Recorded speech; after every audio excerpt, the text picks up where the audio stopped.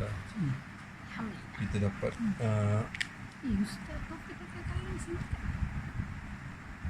kita dapat mendengar tadi hadis berkenaan dengan kelebihan selawat, di mana kalau kita tak berselawat dalam satu majlis tu kadang-kadang jadi sia-sia, jadi hampa majlis tu.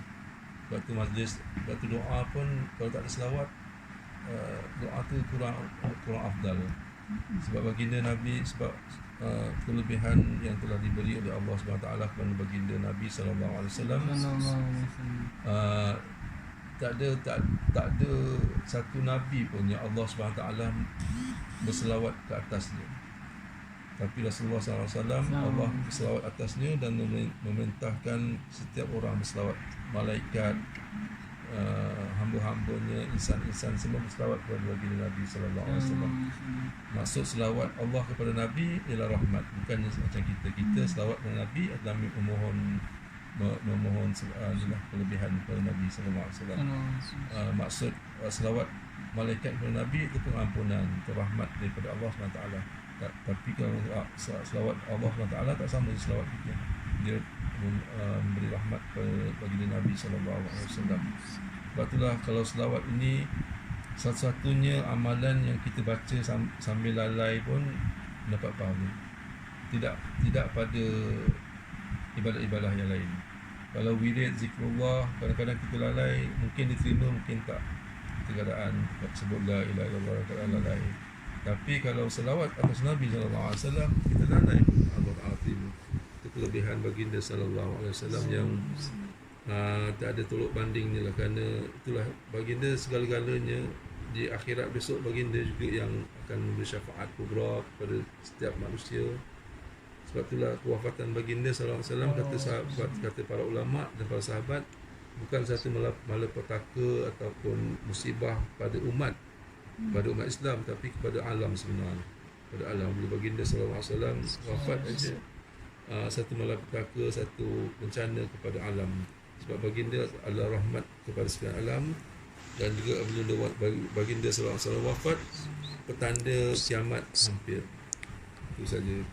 Petanda yang paling besar kiamat hampir, kewafatan baginda Nabi SAW. Kewujudan dia pun menandakan akhir zaman. Itu yang dikatakan oleh Dajjal bila dia tanya pada sahabat Nabi yang berjumpa dengan tu, siapa nama dia? Jadi dia kata, adakah Nabi akhir zaman dah lahir? Kata tu katanya dah lahir. Maknanya dia kata, wah, maknanya kiamat dah hampir. Kerana satu petanda adalah lahirnya Nabi akhir zaman. Apalagi kewafatan Nabi SAW lebih-lebih lagi yang menandakan akhir zaman. Siapa nama sahabat yang jumpa? Tamim Adhari radhiyallahu anhu.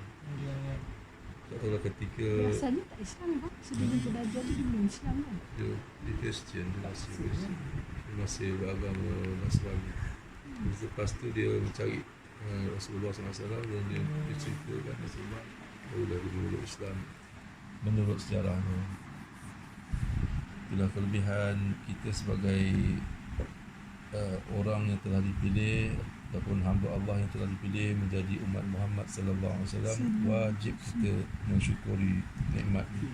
Pasal semua orang, semua para umat-umat yang lain, para nabi sendiri pun nak menjadi umat Muhammad sallallahu alaihi wasallam atas kelebihan yang Allah kasih kepada umat Muhammad sallallahu alaihi wasallam. Di akhirat besok, syurga tidak akan dimasuki melainkan tidak akan dimasuki oleh para nabi, para rasul. Setelah Rasulullah SAW masuk, barulah para nabi dan rasul yang lain boleh masuk. Begitu juga tidak akan dimasuki syurga melainkan telah dimasuki oleh umat Muhammad sallallahu alaihi wasallam, baru umat yang lain boleh masuk. Itu kelebihan yang Allah SWT bagi kepada umat Muhammad sallallahu alaihi wasallam. Alhamdulillah, mudah-mudahan Alhamdulillah kita hari ini ke malam ke-12. Kita memohon kepada Allah SWT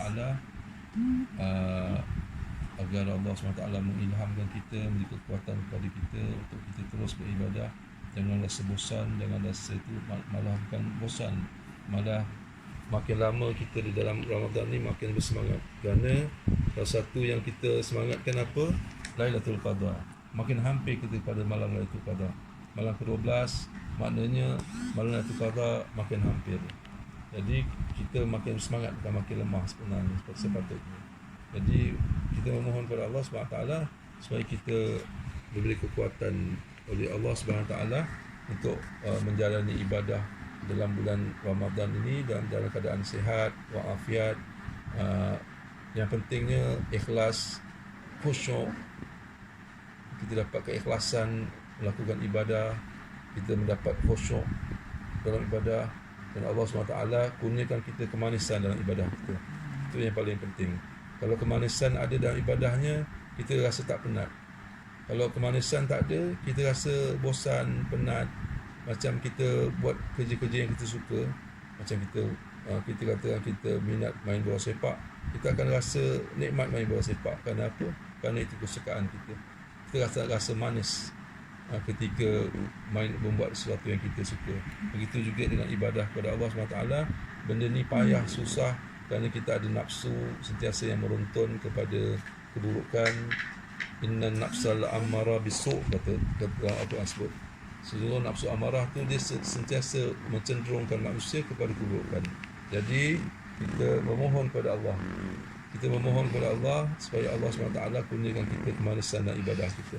Mudah-mudahan kita dapat iktibar dari hadis yang kita baca, dan dengan hadis ini kita memperbanyakkan selawat ke atas junjungan Nabi SAW. Kerana dengan memperbanyakkan selawat ke atas junjungan Nabi SAW, kita akan lebih hampir dan hampir kepada baginda Nabi SAW, dan dapat kita amalkan dalam kehidupan seharian kita dengan izin Allah, dan dapat kita sampaikan kepada yang tidak hadir. Kita tutup majlis kita dengan tasbih kifarah dan surah Al-Asr. Subhanakallahumma wa bihamdika asyhadu an la ilaha illa anta astaghfiruka wa atubu ilaik. Bismillahirrahmanirrahim. Wal 'asri innal insana lafi khusr illa alladziina aamanu wa 'amilus solihati wa tawassaw bil haqqi wa tawassaw bis sabr. Bismillahirrahmanirrahim. Wa asmihi shay'un fis samaa'i was ardi. Bismillahirrahmanirrahim. La yadurru ma asmihi shay'un fis samaa'i was ardi. Bismillahirrahmanirrahim. La yadurru ma asmihi shay'un fis samaa'i was ardi. A'udzu bikalimatillahi tammati min syarri ma khalaq. أعوذ بكلمات الله التامات من شر ما خلق. أعوذ بكلمات الله التامات من شر ما خلق.